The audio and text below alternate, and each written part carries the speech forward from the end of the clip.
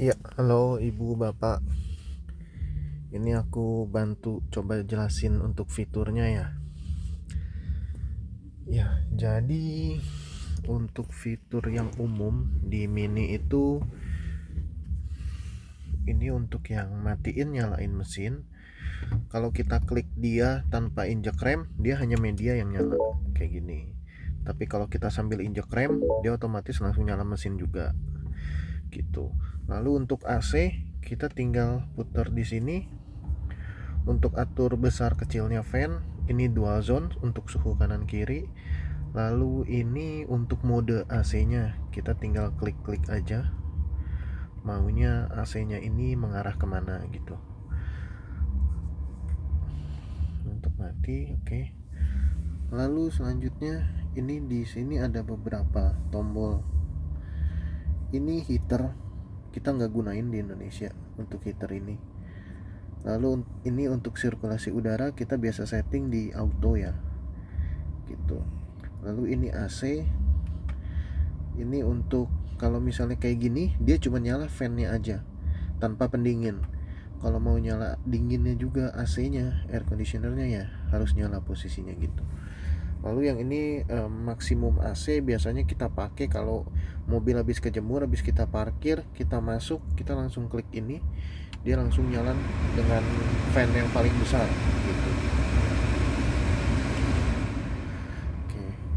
Lalu selanjutnya ini di sini dia ada parking assist. Ini parking assist ini sebenarnya kalau di luar negeri dia ngebantu untuk mobil parkir secara otomatis. Tetapi kalau di Indonesia dia nggak bisa digunakan. Kenapa? Karena marka jalan di kita ini nggak jelas gitu. Lalu untuk parking assistnya Mini ini dia hanya untuk di paralel, tidak bisa masuk parking lot atau garasi gitu. Jadi ini nggak digunakan. Lalu yang ini dia start stop engine atau kita sebut biasanya idling mode, iDrive, yang kalau misalnya kita lampu merah macet, kita injek rem, dia mesin otomatis mati. Kita angkat kaki dari rem, dia otomatis nyala lagi gitu. Nah ini setiap kali bapak dan ibu nyalain mesin, dia itu posisinya langsung nyala on gitu. Kalau bapak atau ibu terganggu dengan mati nyalanya mesin itu ketika kita macet atau lampu merah, setiap kali habis nyalain mesin diklik aja. Nah posisi lampu nyala itu artinya si iDrive-nya ini mati gitu. Jadi kalau ibu terganggu, bapak terganggu, begitu nyalain mesin langsung diklik aja biar lampunya nyala, berarti dia udah mati. Dia nggak akan mati nyala mesin pada saat jalan rame, jalan macet atau lampu merah gitu. Lalu yang ini dia DSC, Dynamic Stabilization Control. Dia ini fungsinya untuk bantu pengereman agar mobil tetap seimbang, jadi nggak goyang, nggak slip gitu. Ini dia otomatis nyala. Kalau ini nggak usah diutak-atik, karena dia membantu safety ya gitu. Yang terakhir ini dia ada tombol sport, mid sama green. Dia ini driving mode di Mini. Jadi kalau posisi default kita pertama kali nyalain mesin, dia pasti adanya di mid. Kalau bapak atau ibu tekan ke atas, dia akan ganti ke sport. Kita klik sekali ke bawah, dia di mid. Lalu paling terakhir ke bawah lagi dia green. Green sama dengan eco gitu. Ini perbedaannya selain di responsif tenaga atau akselerasi, dia juga berpengaruh di konsumsi bahan bakar gitu. Kalau sport dia tenaga lebih responsif, akan tetapi konsumsi bahan bakar lebih banyak. Kalau green dia lebih irit, tetapi untuk responsifnya agak berkurang gitu. Tapi secara keseluruhan powernya tetap sama, hanya responsifnya aja yang berbeda gitu. Oke, lalu di sini dia ada bantu untuk kontrol media. Ini untuk pilihnya kita putar di sini. Lalu untuk select atau confirm kita tekan di sini. Kalau untuk back kita geser ke kiri gitu. Contohnya kayak gini. Nah ini aku putar nih gitu. Lalu ini ada shortcut untuk memudahkan. Misalnya kita klik media, dia otomatis langsung masuk ke media begitu. Ini handbrake biasa, tekan untuk rilis, lalu kita untuk mau pasang handbrake nya kita tarik ke atas gitu. Lalu ini kemarin yang Bapak dan Ibu ada sempat tanyain ya, kalau misalnya posisi dari P kita harus tekan si ini untuk geser gitu, ke D, ke N, ke R kita harus tekan ini. Tapi kalau posisinya dia udah di D, kita mau N tinggal dorong aja, nggak perlu tekan ini. Ini hanya untuk khusus di P, kita ada locknya seperti itu. Oke, lalu lanjut ke sini, ini hazard. Lalu yang ini dia safety intelligence. Fungsinya apa? Di balik spion tengah ini dia ada kamera ke depan, ngebaca objek di depan.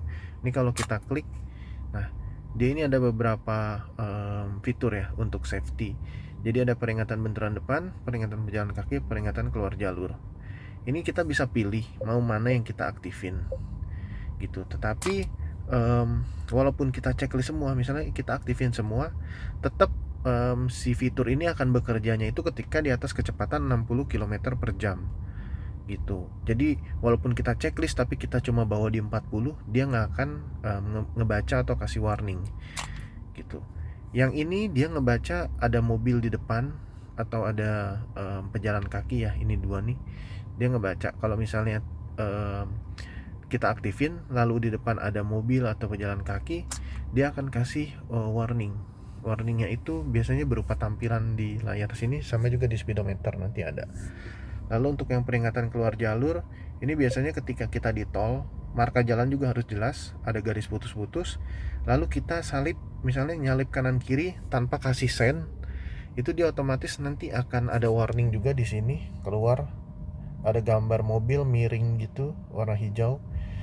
Sama setir itu agak getar, kalau kita rasakan nanti dia agak getar sedikit gitu. Oke. Ini umumnya untuk pengendara mini sih mereka jarang gunakan ini karena cukup terganggu. Kalau mau di nonaktifin semua, sama setiap kali nyalain mesin kita klik ini yang agak lama.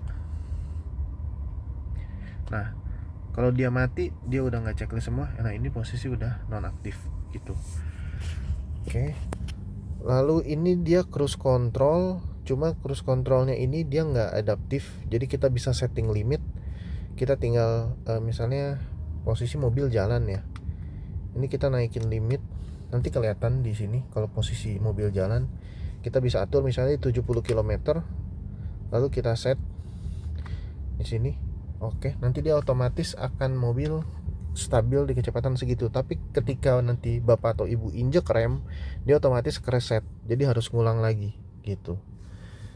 Lalu yang ini untuk kontrol media, ini volume kanan kiri, ini untuk ganti track atau radio biasanya, ini untuk angkat telepon, untuk bicara gitu.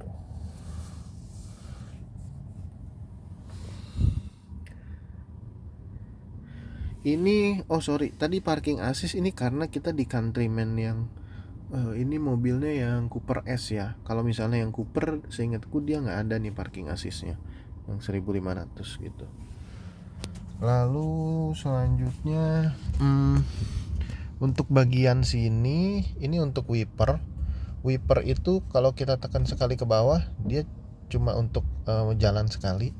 Dia untuk yang auto itu speednya kita tarik ke atas, naikin ke atas.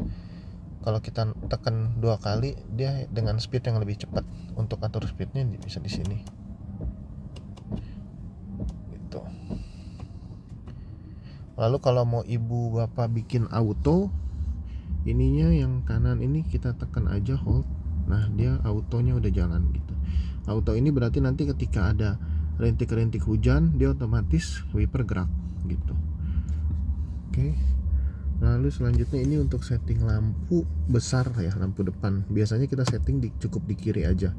Ini dia automatic, jadi ada sensor cahayanya. Ketika gelap dia otomatis nyala lampu besar. Ketika kondisi di luar terang siang, dia hanya nyala lampu kecil kalau kita posisi di sini gitu. Ini untuk fog lamp depan, fog lamp belakang.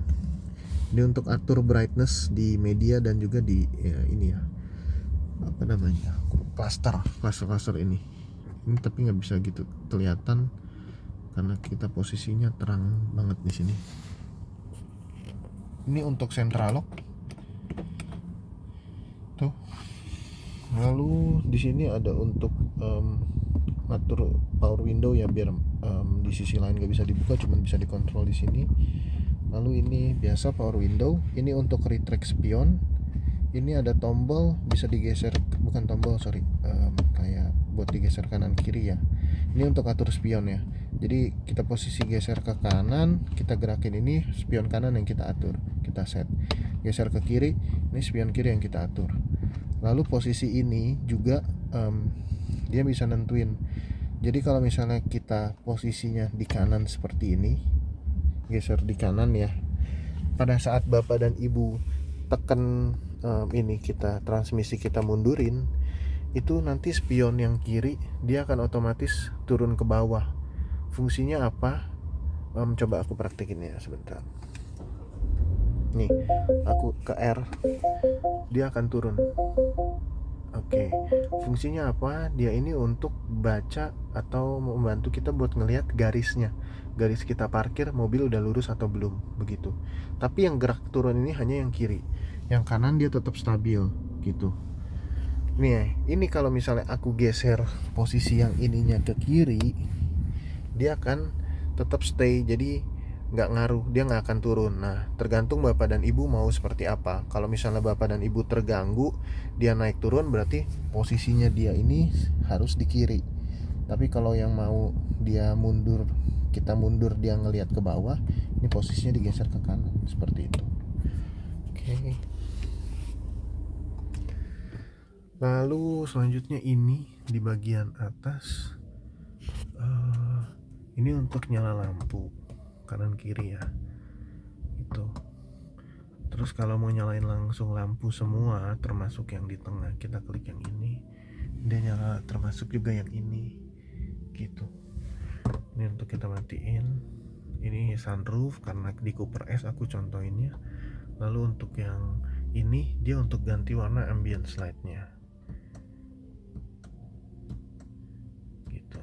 Kita tekannya yang ini ya Bu ya, yang di kanan nomor 2. Ini untuk ganti-ganti lampunya seperti itu. Nanti tinggal diatur aja Bu, itu. Lalu selebihnya aku rasa semua udah yang umum udah aku jelasin. Ini ada wireless charging, cuma tergantung ukuran HP-nya masuk atau enggak. Tuh. Selebihnya sambil berjalan, nanti bapak ibu kalau ada yang mau ditanyain boleh tanyain. Oh ya, untuk connect ke Bluetooth ya, kita klik media, lalu kita cari ini ke bawah, kelola perangkat seluler, koneksikan perangkat baru. Nah, ini bisa pilih, kalau iPhone dia bisa langsung ke Apple CarPlay, kalau Android masuknya di Bluetooth, gitu. Jadi tinggal nyalain Bluetooth aja. Nanti di handphone bapak ibu juga cari nama Bluetoothnya yang ini, lalu langsung di paired, nanti dia langsung ke synchronize seperti itu. Kalau mau ngatur soundnya, kita klik yang suara. Ini ibu dan bapak bisa atur untuk treble, bass, balance-nya, ini semua bisa diatur, gitu. Lalu kalau misalnya bapak dan ibu mau mengecek status kendaraan, kita cek di sini yang gambar mini, kita klik.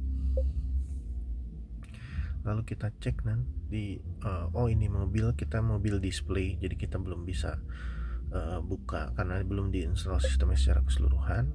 Tapi kalau di bapak dan ibu ini bisa dicek status kendaraannya, nanti kelihatan di situ ada oli, cairan rem, lalu tekanan angin, nanti bisa cek di situ. Terus kalau misalnya waktu servis, nah bapak dan ibu nanti tinggal tunggu notifikasi seperti ini.